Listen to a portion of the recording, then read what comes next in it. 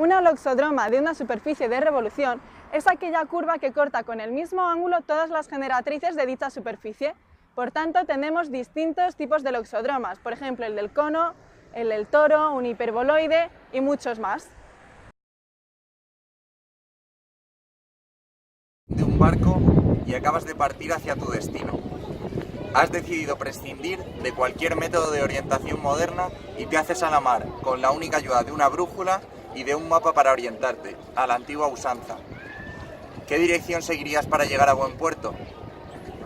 Siguiente sería recorrer la mínima distancia entre el punto de origen y el punto de destino. Esto es el arco de una circunferencia dibujada con centro en el centro de la Tierra y sobre la superficie terrestre. Aunque esta trayectoria de mínima distancia a priori parece ser la más rápida, presenta ciertos problemas en la navegación, ya que si quieres seguir esta trayectoria con la única ayuda de una brújula, tendrías que estar constantemente ajustando el rumbo de tu barco a la lectura de la brújula, y esto hace la navegación más complicada.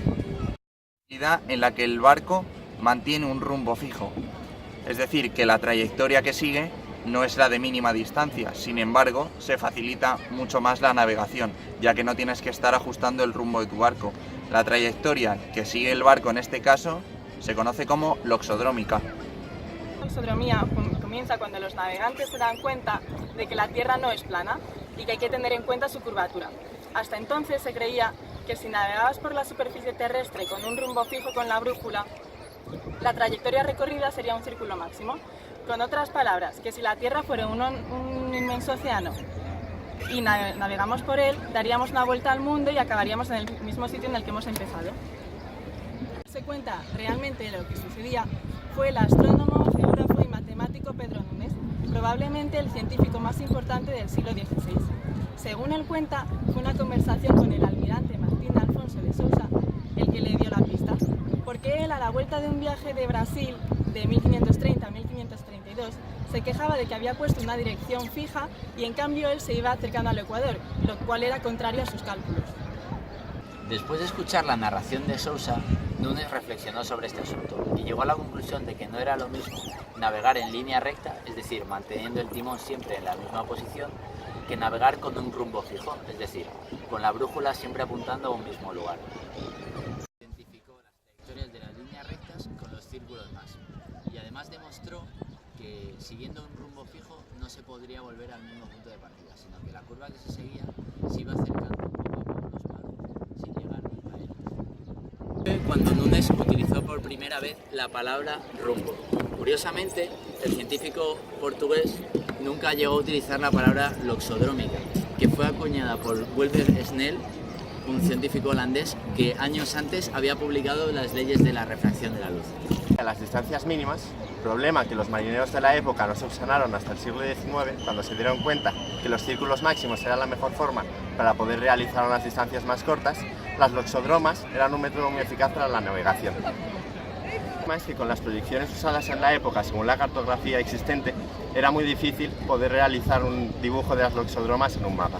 Por ello, Gerard Kremer, más conocido como Gerardo Mercator, decidió diseñar un nuevo sistema de proyecciones, según el cual usó como referencia de la Tierra un cilindro en vez de una esfera. El sistema, pese a no ser una representación perfecta de la Tierra, dado que en las zonas más cercanas a los polos se agrandaba mucho la longitud, era muy útil para poder representar loxodromas, dado que si tú querías simplemente dibujar una distancia en el mapa entre dos puntos, para dibujar la loxodroma que los une era simplemente unir con la línea recta que los atravesaba. La loxodrómica ha sido la trayectoria más habitual de barcos y posteriormente de aviones. Sin embargo, cuando las distancias eran muy grandes y navegar por el círculo máximo suponía un ahorro significativo, se seguía un camino alternativo. Se dividía la trayectoria en varios segmentos, de los que se cogían unos puntos intermedios y se aproximaba cada segmento por su loxodrómica correspondiente, acortando así la distancia del camino y no complicando demasiado la navegación. En los últimos años del siglo XX se han desarrollado complejos sistemas de geolocalización GPS, por lo que no supone ningún problema seguir una trayectoria de círculo máximo. Sin embargo, a día de hoy la loxodrómica sigue siendo una curva importante en navegación.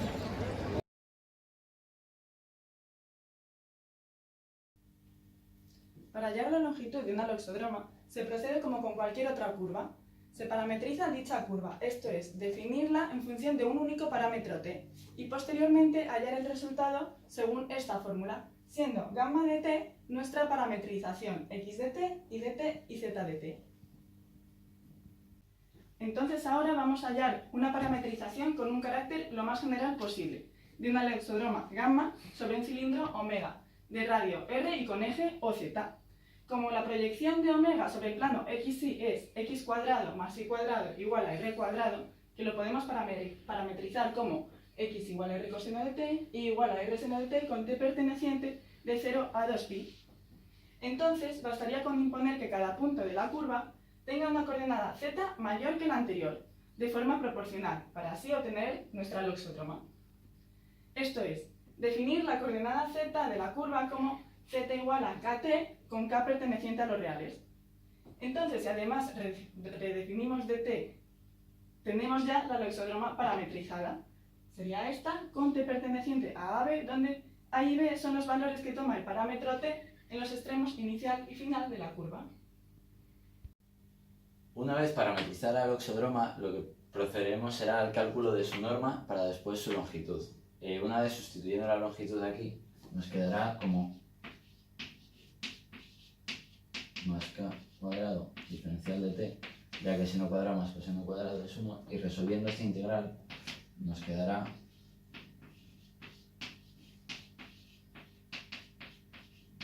que sustituyendo los valores pertinentes podremos dar un valor numérico y eso será la longitud de dicho loxodroma. Así, por ejemplo, vamos a calcular la longitud de un loxodroma sobre un cilindro de radio 1 que comienza en A100 y que da 5 vueltas a este cilindro.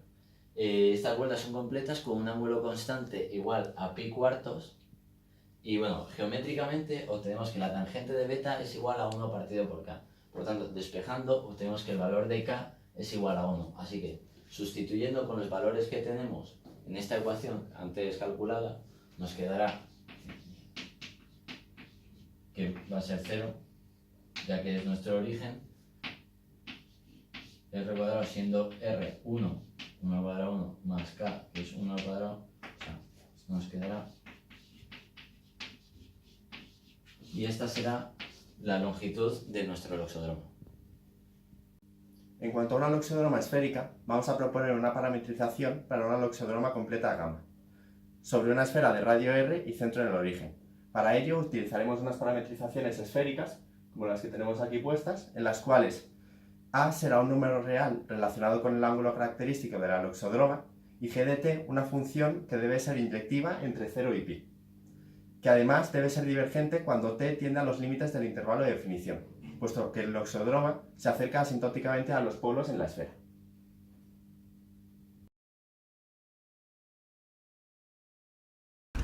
Otras aplicaciones de esta curva la encontramos en algunos ejemplos de la arquitectura. En las escaleras de caracol, elementos más del día a día, en el que observamos que los escalones se apoyan sobre el eje de revolución del cilindro y sobre un loxodroma de este mismo, o en elementos más destacados de la arquitectura, como por ejemplo en algunos elementos de la Sagrada Familia de Gaudí, en el Guggenheim de Nueva York o este puente de Madrid-Río.